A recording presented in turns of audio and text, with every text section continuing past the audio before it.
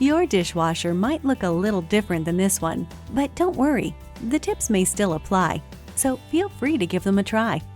Dishwasher won't start? There's probably a simple solution. Here are our top tips to get your dishwasher running. If your dishwasher was just installed, check that the water supply and circuit breaker were turned back on. Make sure you're starting it correctly. Select your cycle and options. Press Start and close the door quickly. You may hear a tone indicating that it started. This cycle may not have been set correctly. Try resetting it. See if Delay Start or Child Lock has been activated.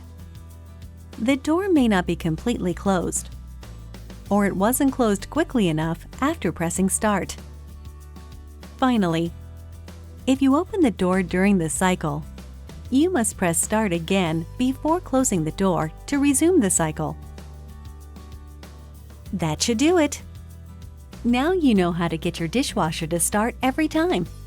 You've got this!